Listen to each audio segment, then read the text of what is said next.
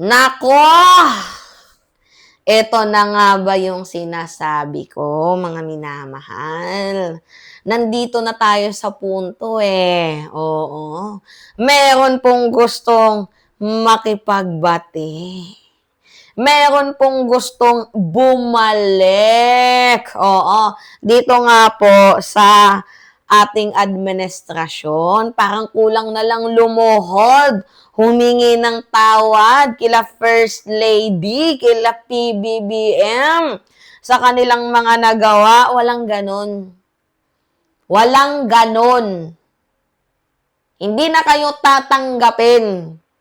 Kahit balibagin nyo yung sarili ninyo, baliktarin nyo yung mundo, okay, ituturing pa din kayong kaibigan, pero hindi na kayo bibigyan ng ganon kalaking tiwala. Sinira nyo eh. O ngayon, sino ito mga minamahal? Meron tayong nabalitaan. Di umano ha? Itong si Alpotera daw po, syempre siya yung nagiging middleman, mga minamahal. Itong si Alpoterang vlogger na to, ay magpo-post daw ng Sara resign. Oo. Sabi, magpo-post daw ng Sara resign. Ngayon, pag nag-post ng Sara resign, itong si Alpotera, ito daw po ay simbolo na bumabalik na daw po itong sila Big Mama, itong sila Small Boy, dito nga po kay First Lady. Matagal na namin pinagawa yan sa inyo, hindi nyo ginawa. Ngayon, na medyo hindi naman kayo napapakinabangan ng kabila, dahil ang habol lang sa inyo ay pera, 'di ba? At hindi naman totoong pagkakaibigan. Ngayon gusto nyong bumalik kay FL. Walang ganon. Oo. Small boy, big mama, nahihibang ba kayo? After ninyong pakitaan ng ganito, si First Lady, after nyong ipakita na namimigay kayo ng mga e-bike, oo, after nyong ipakita na namimigay kayo ng mga e-bike, bike pala ito, yan, bike, namimigay kayo ng bike dyan sa mga Duterte, anong ini-expect ninyo?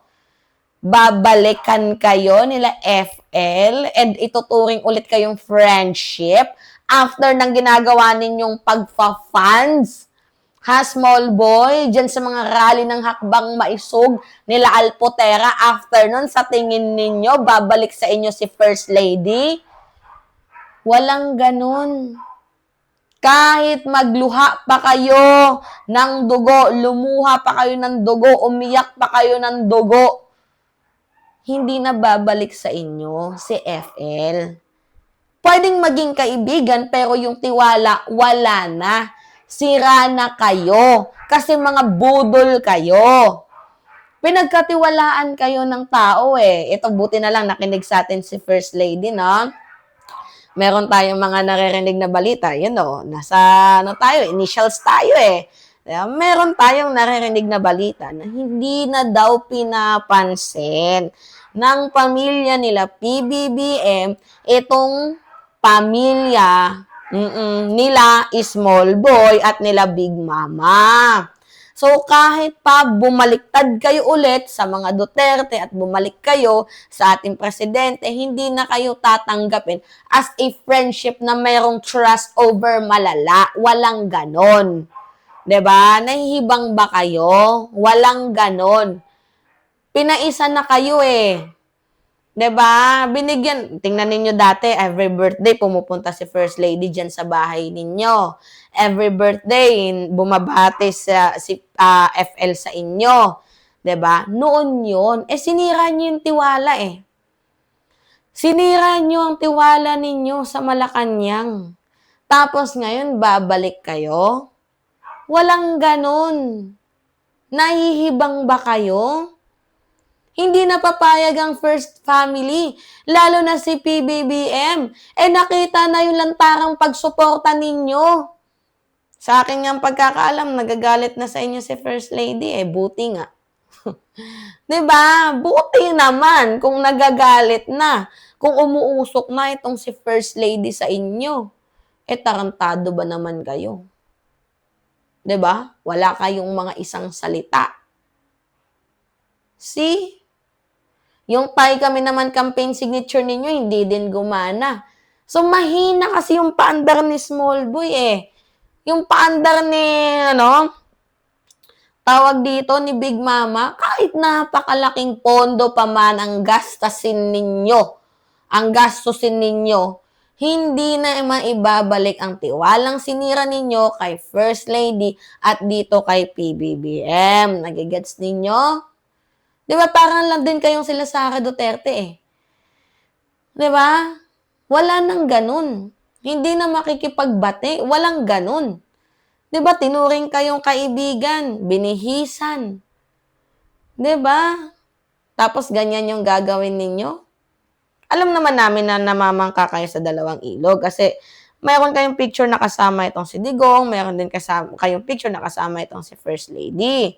Binabati kayo every merong occasion, pumupunta every merong occasion. Eh kaso sinira ninyo yung tiwala eh.